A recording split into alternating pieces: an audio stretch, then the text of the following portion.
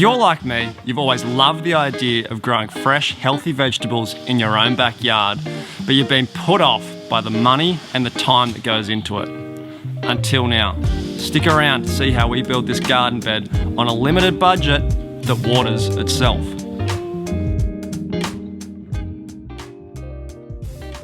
Now, the biggest barrier that's prevented me from embracing my green thumb and getting into gardening has been the time and money costs and all the things that could go wrong. There's so many variables, it kind of makes my head spin, and when I try and research it and get into it, it becomes too much and I never want to do it. Most of us are already busy as it is. You've got too much on your plate, and adding in the responsibility of keeping something else alive, it's just too much.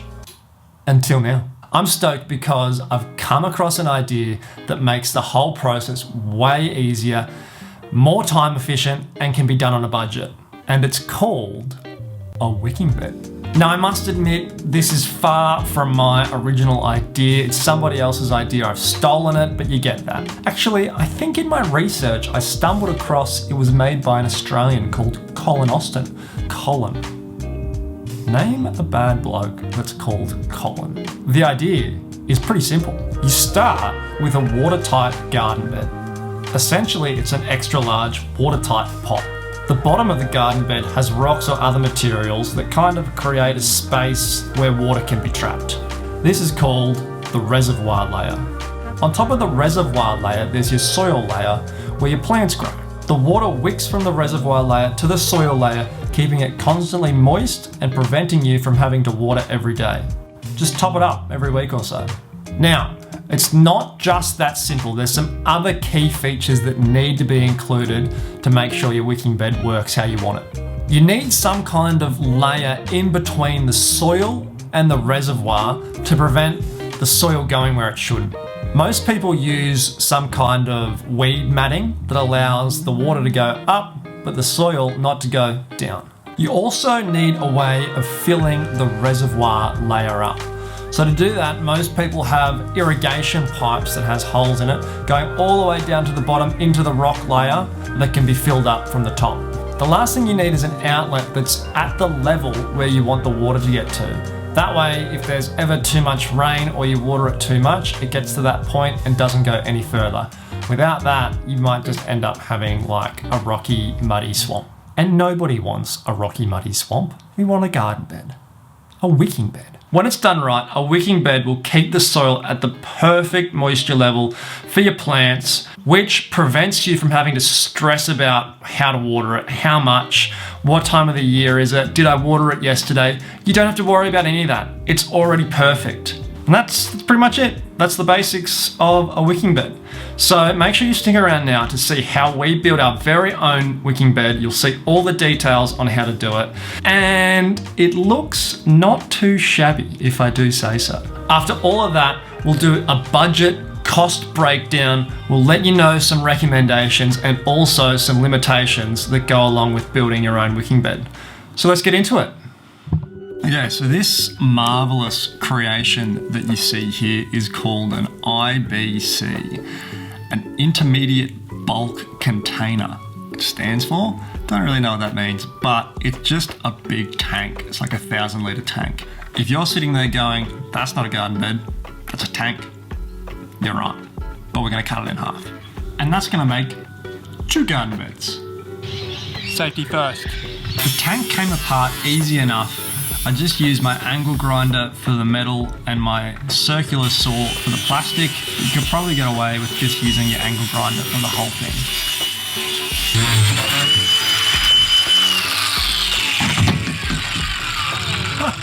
There was a few smaller bits still that needed to be done. Firstly, removing some of the metal components that you don't need. To avoid the metal rusting over time, I added some spray paint to the bits where it was cut. Make sure you have the non-cut side of the metal facing up. And after that, you've got 2 perfectly good garden beds ready to go. Next step, which is optional, but I think it's a great idea, is adding silicone to the caps of the IBC where the tap is and the top entry as well, to make sure there's no water leaking through.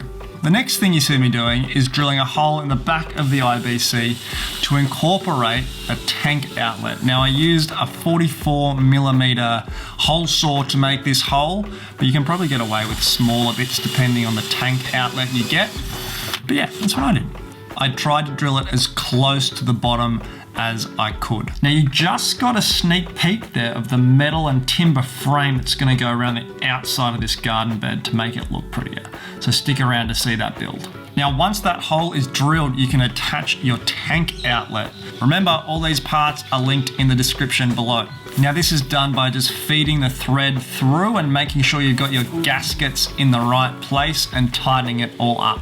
I added some more exterior gap just to make sure it was extra waterproof because we don't want any leaks in this guy. Leaks are bad. Once your tank outlet is attached, you can thread on your elbow piping, and that has a very important purpose. So I'm better off to show you, I think. If I turn this way, oh, water starts coming out. Now, that is very important for a couple of reasons. One, if you ever need to drain the water from the bed, you can just turn it, water comes out, drain to the bottom. Well done. The second really important reason is if there's ever a lot of rain or you overwater the garden bed, the water will only get to this point at the bottom before it starts to come out. And that prevents overwatering, I guess. Really clever idea. I didn't come up with it, of course, but someone did. Simple but effective. All right, really quickly, what you see behind me is a bit of a flood test. So what we're doing, we've filled these ICBs up with water. We made a mark where the water comes up to. We're going to leave them for a little bit of a period, and if we come back and the water's at the same point, that means they are waterproof and good to go. But if they're not at that mark, then they're not good to go, and I'm going to panic and do something silly probably. This is all to try and avoid the scenario where we put cubic meter of dirt and rocks in each one, and then later down the track have to pull that all out because they're not watertight and holding water, which is what you need. Next thing we did was cut the reservoir piping inlet to length and put it in place within the wicking bed. This pipe here is drainage pipe. So what that means is it's got little slits in it throughout. So this can be an access point to tip water down. Water then will go to the base where the rocks are, and that'll be the water layer. Yeah, pretty nifty. Through the power of time-lapse here, you see me filling the bottom of the reservoir with rock. You want a decent medium-sized rock because that creates a lot more gaps for the reservoir to be filled with water. You should aim for 300 mils or 12 inches of rocks at the bottom of the bed. I added the mesh to create a barrier between the rocks and where the soil would go. Look at that, eh? Kind of looks like I made a bed. It's like a rock bed. Not good for sleeping. Good for wicking, but. And then we filled it with soil. The lovely person you see helping out here is my beautiful girlfriend Tara, and she's going to be helping us out with the next part of this build. So at this point, we have a wicking bed, we have 2 wicking beds, and they're functional, and you can just leave it if you want. But there's a little problem. It's ugly. IBCs are great, they hold water really well, they do the job great for a wicking bed, but they do not look good, in my opinion. Maybe you love the look of just raw plastic and metal, but I don't know, I wanted to spruce it up a little bit more. So you can see the rough plan that we started with right here. We have some metal lying around, we bought some timber, and we're gonna make a frame to go around that'll hopefully cover up how ugly these guys are. So that's our plan, and we're gonna get into it now. Yeah, stepping in the spot like she own it, looking like the world is your runway. She can set it off like a gunplay, oh my, yeah. Talk of the city with that body, always getting praised like it's Sunday. She said, baby, what you gonna do about it? Not deep enough? That's what she said. I have so much snot coming out.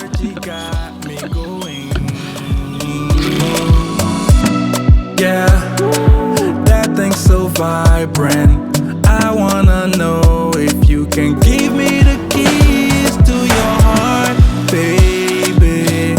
All I need is you. All I need is you. Just showed the screws and she said, you didn't need to show me that. That was easy. So let's see how she goes. First go. Oh, not that easy, hey?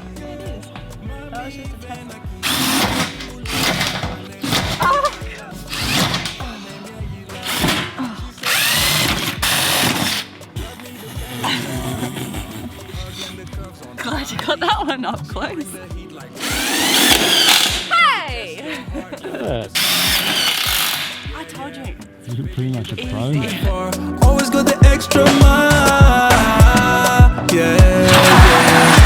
All I need is you. All I need is you.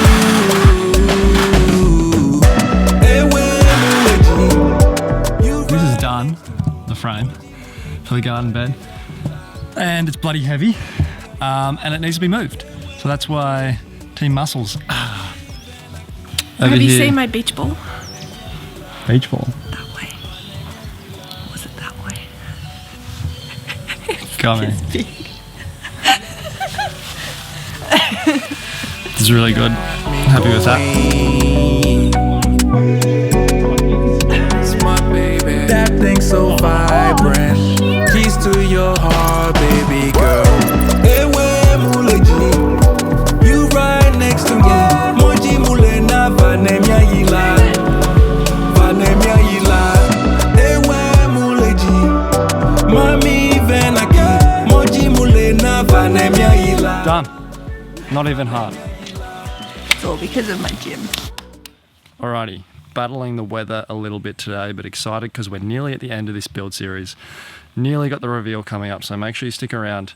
All that's left to do is fill these bad guys up with soil. I'm excited. I've done 2 shovel scoops and got about 1,000 to go, I reckon, so let's get to it.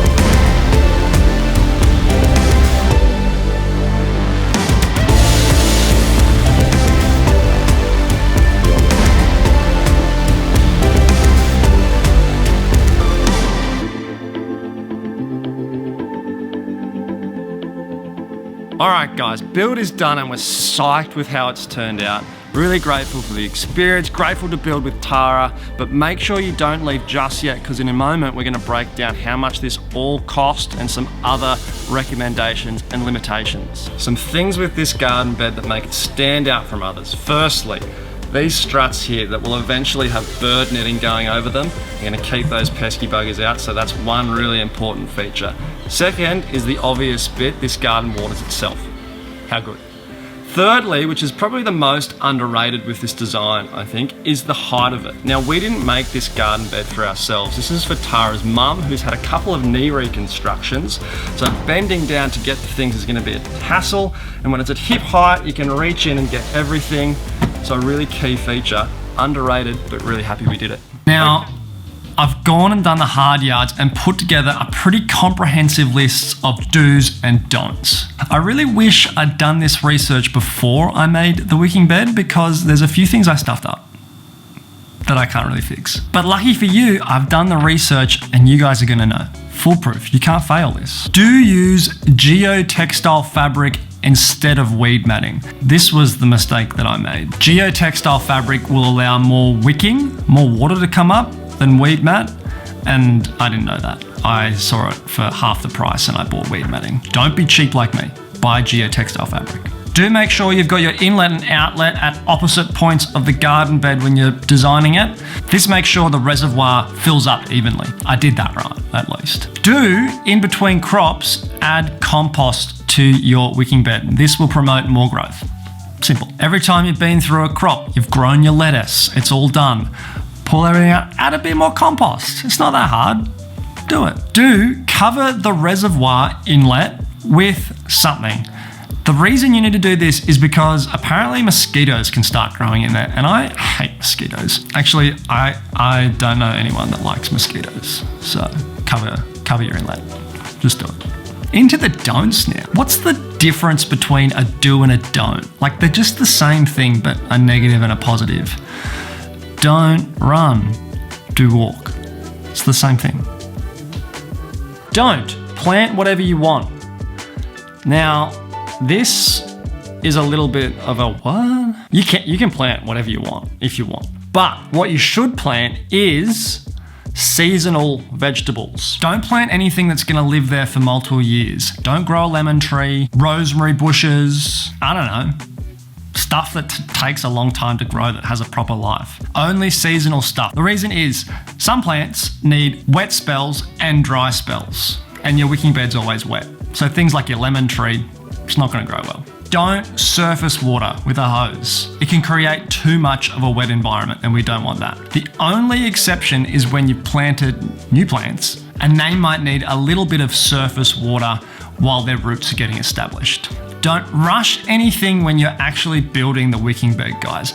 Once you've put the rocks and soil in, there's not a lot of going back unless you want to do hours of backbreaking labor pulling out the dirt and rocks, and you don't want to do that. Make sure you take your time, make sure it's all watertight and working well before you put anything in there. The flood test is a great idea. Last don't buy just any IBC. You need to be ensured that the IBC you buy is food grade. Some IBCs have had previous lives where they've stored toxic chemicals or chemicals that aren't going to be what you want to ingest. So make sure you're buying a food grade one, and if you're not sure, just don't buy it. All right, and we're into the cost breakdown. How much did this all cost? I know you want to know. I'm first going to say, after it was all done, I was a little bit disappointed at how much it came out and how much it cost until I did a bit of research. I did some research into buying my own wicking bed online just to get a rough idea how much other places charge. And I was bloody shocked. So expensive. I couldn't believe it. Like, the cheapest one I could find was like $1,500. And it was smaller and not at the same height. So that made me feel a little bit better about how we went with this. Now, if you really wanted to, you could get away with doing it even cheaper. We didn't need to do the frame around the outside. You can get away without having the outlet piping. It can be done for really cheap. So how much did each bit cost? Obviously, some of the prices here are going to fluctuate and vary depending on the time of the year and where you are. I'm in Australia. This is how much it cost me. IBC cost us $120. Half a cubic meter of rocks, $50. Half a cubic meter of veggie soil mix, $50. Bits and pieces like the piping and the weed matting altogether cost us $107. Add on the cost of timber, which is $123, taking us to a grand total. I'm doing a drum roll. Could you tell? $456. Now, bear in mind, we incorporated a few things that we already had, like the metal and the bricks, and we had a few rocks lying around as well. If you've got some rocks in your backyard, chuck them in. You might have the soil already, who knows? It's a great project to get rid of the excess resources you got lying around. Thank you so much for sticking around to the end. I hope you've got something out of this and you've been inspired to go in and grow some veggies of your own. Make your own wicking bed. I'm sure there's some great ideas and cost-saving ways that you can make it even better as well. If you've enjoyed the video, it would mean the world to me if you could give it a like, hit subscribe button, and check out some of my other videos of me making stuff right here. And I'll catch you next time on Made by Boat. Yay! I have anything in my teeth. Do you regret wearing black? Yeah, it's so hot. I don't know how to talk to a camera. It's hard, isn't it? It's really hard to do. Like, what do you say? Hey, you should all go to Drawn to Water. Don't do that. Why? They're our sponsors. It's really bad. No. But do you remember, did you ever watch The Naked Chef? And like Jamie in his first season couldn't actually talk to a camera.